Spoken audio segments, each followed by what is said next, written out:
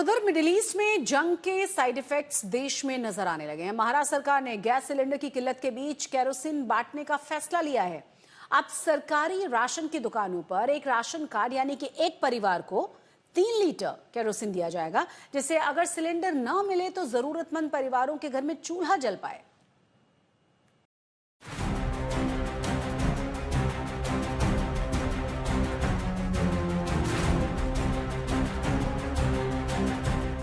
पश्चिम Asia में जंग की वजह से देश में गैस सिलेंडर की किल्लत ने लोगों की परेशानी बढ़ा दी है। इस संकट काल में भी जमाखोर सक्रिय हैं, जो सिलेंडरों की कालाबाजारी करके उन्हें ब्लैक में बेच रहे हैं, जिससे आम लोगों को सिलेंडर के लिए कई घंटे लाइनों में लगना पड़ रहा है। लेकिन केंद्र के साथ राज्य सरकारें भी रोज नई नई सहूलियत देने की कोशिश कर रही हैं, जिससे जब तक गैस सिलेंडर की सप्लाई चेन नॉर्मल नहीं हो जाती तब तक सभी के किचन में चूल्हे जलते रहे। इस बीच महाराष्ट्र सरकार ने एक बार फिर से सरकारी राशन की दुकानों पर केरोसिन बांटने की तैयारी शुरू कर दी है, जिसके पीछे सरकार की मंशा है कि केरोसिन मिलने से गरीब और जरूरतमंद लोगों की एलपीजी सिलेंडरों पर निर्भरता कम होगी और वो केरोसिन से काम चला सकेंगे। फडणवीस सरकार हर राशन कार्ड पर एक परिवार को 3 लीटर केरोसिन देगी। इससे पहले महाराष्ट्र सरकार ने 16 मार्च को पब्लिक डिस्ट्रीब्यूशन सेंटर्स यानी सरकारी राशन दुकानों के जरिए खाना पकाने और लालटेन जलाने के लिए केरोसिन बांटने का फैसला किया था। यह अब जो नौबत आई है, ये ईरान और इजराइल के जो है युद्ध से लड़ाई जो है, तो इसमें जो है कई कई जगह जो किल्लत जो है, मगर भारत सरकार और हमने कहा कि एलपीजी है, पीएनजी है, जो आपको घर में आपको उसका इस्तेमाल करना है तो जरूर मिलेगा, उसमें कोई दो राय नहीं है। एक जो है घर है तो उसको 3 लीटर हम देंगे। उनके पास जो है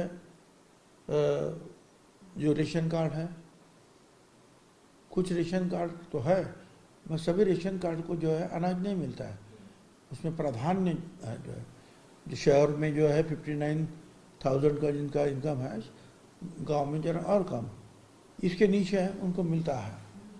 मगर ये केरोसिन जो है जिन जिनके पास रेशन कार्ड है उन सबको हम दे देंगे।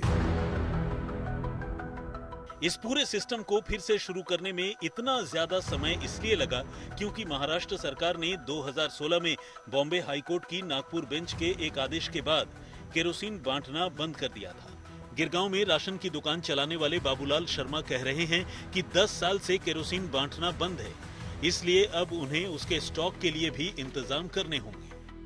16 मार्च के आसपास महाराष्ट्र सरकार ने एक निर्णय लिया था कि केरोसिन का जो तेल है, क्योंकि एलपीजी का जो क्राइसिस मिडिल ईस्ट में जो वॉर चल रहा है उसको लेकर जो एलपीजी का क्राइसिस हुआ है, उसके बाद लोगों के पास अगर एलपीजी नहीं तो कम से कम केरोसिन जला के वो घर में गैस जला सकें, घर में बत्तियां जला सकें, इसका एक प्रावधान करने की कोशिश की थी। तो तकरीबन 3 लीटर पर पर्सन पर परिवार ऐसा दिया जाएगा, ऐसा बताया गया था।